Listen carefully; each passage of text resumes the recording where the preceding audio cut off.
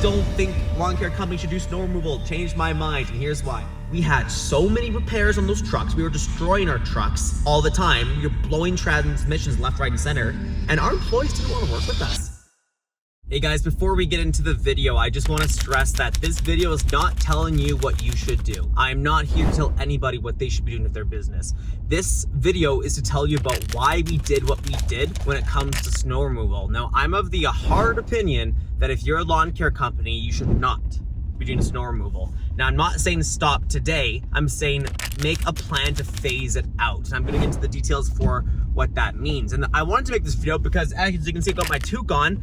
There has been over 1.5 feet of snow that poured here over the course of the past 48 hours. So there's been a lot of snow. I'm in Canada, that's to be expected, but put in perspective, right now it is March 21st. Last week was plus 16 degrees Celsius, no snow, and then bam, hit with snow. And sometimes I look up at the heavens and say, why am I in lawn care? But hey, thank God I'm not in snow removal, because I want to make one thing very clear. I think you can make a lot of money in snow. I truly believe that. And I also believe you can actually make a lot of money in anything.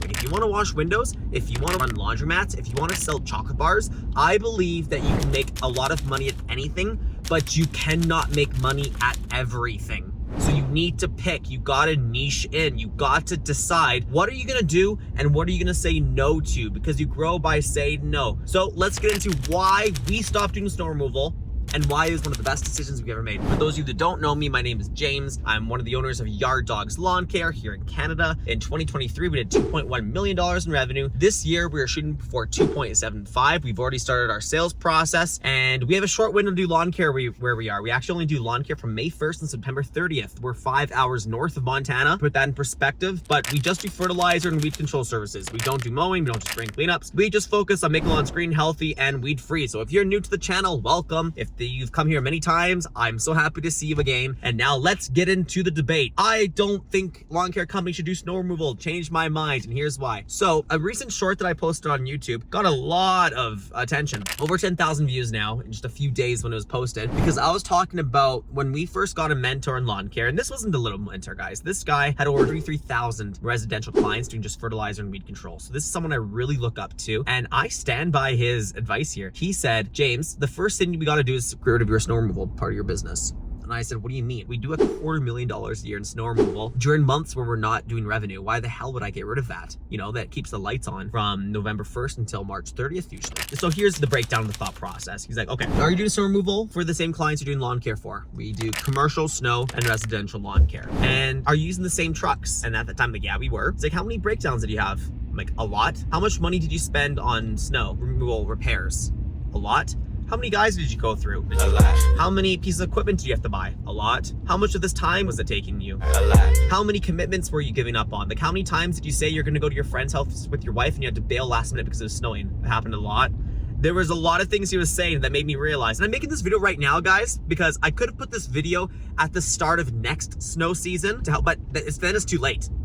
And I'm not trying to convince you guys of doing anything, but I want to really hit home that maybe right now you've got some emotions inside of you about how much you like or dislike snow removal. I just had a call with a lawn care company that's been doing snow removal, but he's doing fertilizer and weed control for longer than I have. I started when I was 19 and right now I'm 28. He started when he was 13 and he's 38. So he's been doing this for a long time, and he freaking hates snow. And he was just looking for someone to give him permission to quit because of all the things I just mentioned were very true for him. But here's the big thing. The reason why we got rid of snow removal in the first place is because it was polluting our numbers. And what I mean by that is that we had one profit and loss statement, and we had snow removal revenue, and we had our lawn care revenue in there, and we had the snow expenses and we had lawn expenses, and there was a lot of intermingling between those two things. So when you actually asked me, James, what was your profit for the year?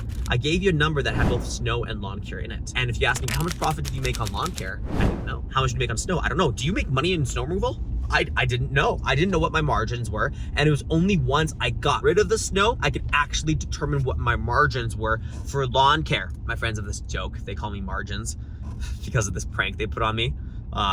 Long story short, lawn care is the one industry you're never gonna get respect for. Let's put it that way. So they made this fake guy, this guy that I knew from a Christian organization, and he was like calling me, texting me, like very low key insulting me about the margins in lawn care. Like, James, just heard you're having a baby. My family and I were having dinner, and your name came up, and we know how bad the margins are in lawn care. So just want to let you know we're praying for you.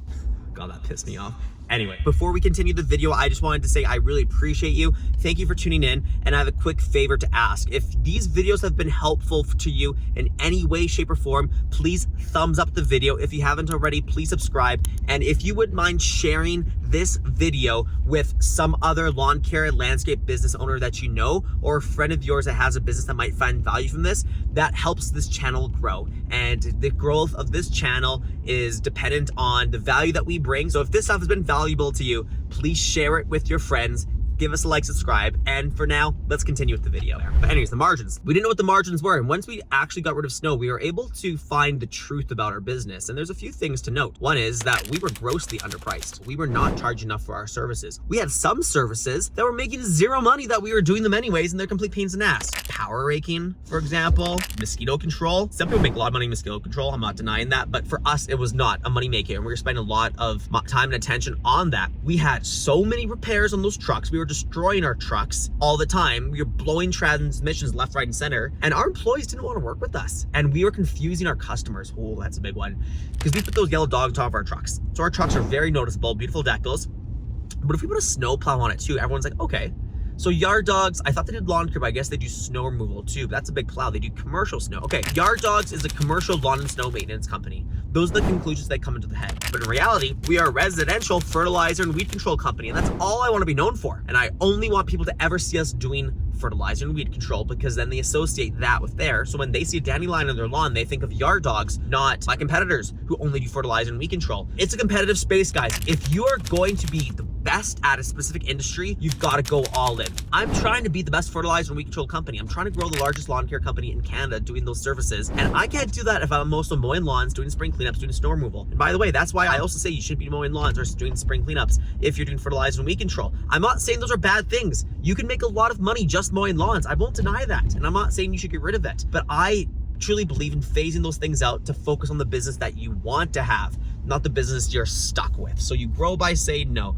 So guys, he told us get rid of the snow removal, and when we did, I was scared. We had just signed a lease on our building. We had no plans over the winter time for revenue, and I'm not gonna lie, the burn rate sucks in the winter. You know, we still have to pay top employees. You have to pay insurances. You got to pay for your CRM systems. It was only once we started to have a break in the winter that we could truly start to design the business that we wanted. So we were able to sit down over the course of many periods of time, guys. Like, this is not something like some people were saying in that one short, like, oh, do you really need 5 months to plan an upcoming season? The answer is no, but you do need a lot more time than you think of. The guy that's struggling to make it in lawn care and snow is a guy that is in the truck himself, plowing, mowing lawns, spring cleanup, fertilizer and weed control, fall cleanups, and he never has time to sit back and fucking sharpen his axe. He is going at the tree trunk with a dull axe, boom, boom, boom, boom, trying to make his $1 million, and he is never going to make it because he won't take the time to sharpen the axe. It takes time to sit down and look at your entire sales process and say, am I doing this right? Where am I lacking? I really want to get better at this, and what do I truly need to do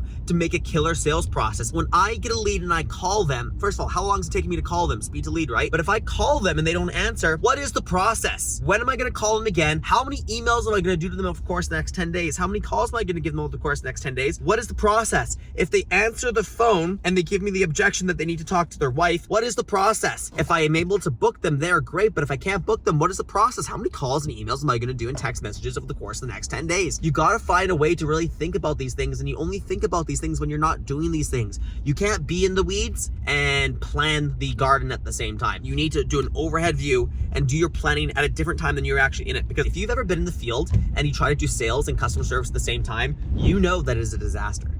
Even with the Bluetooth, even with the hands-free stuff, it is still awful, because that person's asking you questions and in the background all you hear is the mower is going off and they're asking to give you a quote and you can't look at your computer and stuff. It is a disaster. That's why one of the first things you try to do is get yourself out of the field so that you can work on your business, not in the business. And it's extremely hard to do it at the same time. I sure as hell can. But here's what happened when we got rid of snow. We actually figured out what our margins were for lawn care, and we adjusted our services and our prices to really build the business we wanted. We started to work on our customer service process to build a frictionless experience. Our retention was brutal on our clients when we were doing snow because we never took the time to improve it. And you improve what you focus on. So we started to focus on how can I not only get customers through marketing and sales, but how can I keep them for as long as possible? How can I have a very high lifetime value of client, lifetime gross profit for those customers? Operations. Is our weed weed control actually good? And at the time, guys, our weed control wasn't good. We didn't realize that you had to neutralize the water before you mix in the herbicide. Didn't think of that. And we only were able to think about that when we weren't doing snow. So we got rid of snow. We were able to improve our operations, our customer service and sales. We were able to take our family on vacations. I have 3 young kids, guys. Right now I'm 28. I have a 4-year-old, a 3-year-old, and a 1.5-year-old. It is busy during the spring and summer, and I don't get to spend as much time with them during those months as I'd like to. Like, I'm not an absent father by any means, but like there are times where I can't see them on Saturday mornings because I gotta go sell lawn care. And that's the way the cookie crumbles sometimes. But during the winter, I can make up for that. I can actually be home for my wife, who's a stay-at-home wife, and I can help her. I can spend time together. We can go on vacation. We have to go to freaking Mexico or Paris every year, but we can just go spend time with grandma and grandpa's up north a bit, or we can just like all just do a bit of a road trip. We can spend some quality time together. Every December, this past December, guys, I made every single Christmas party and I made every single family dinner. And when I was doing snow removal, I was missing Christmas. I was missing New Year's and I hated it. And I remember thinking the money might be good, but this isn't worth it. Missing Christmases with my family, that's not a price I'm willing to pay. And if that's a price you're willing to pay, that's completely fine. So getting rid of snow helped me actually take back control of my personal life so that when it was time to get to the lawn care season, dialed in, ready to go. One problem doing snow is that by the time I got to the lawn care season, I was already burnt out and I wasn't able to go hard on the sales, hard on the marketing, hard on the customer service, hard on the operations, hard on the hiring, because now we can be super picky with who we're hiring because we can start early and actually have an interview process, and that's huge. But you know what? I was so burnt out by the time March and April rolled around that I didn't even want to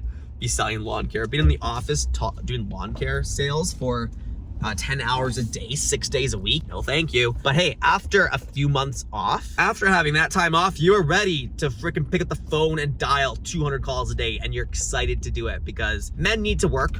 I don't believe that we're ever meant to retire. I think retirement's a sham, another video, but I think that we are meant to work, and it is awesome to get back in there after a season of spending time with your family, have some time off, and strategizing so you can kill it this season. And guys, I make these videos to help you kill it. I'm just sharing the experiences that we've had over the years. This is my 10th year in business doing it. First 5 years when we were making all these mistakes, snow removal, lawn care, or lawn mowing, spring cleanups, window washing, landscaping. If you need your toilet scrubbed, I'd come fucking do it. But now that we've been doing this, I think this is our 4th season or 5th season, and like just fertilizer we control is the niche. We're starting to really figure some things out. And one of those things that we figured out that worked really well for us was to stop doing snow removal. So haters gonna hate. I'm very curious to see what your comments are down below. Let me know your thoughts. I'm not telling anyone to do anything. If you want to keep doing snow, you keep doing snow. If that's your jam, you do it. If you are thinking about getting rid of snow, maybe consider phasing it out. Maybe consider doing a lot less of it. Maybe try to stop making money from it. But over time, I think if you're going to run a lawn care business, run a lawn care business. McDonald's isn't introducing the mixed steak anytime soon. They're not introducing sushi anytime soon because they know what works for them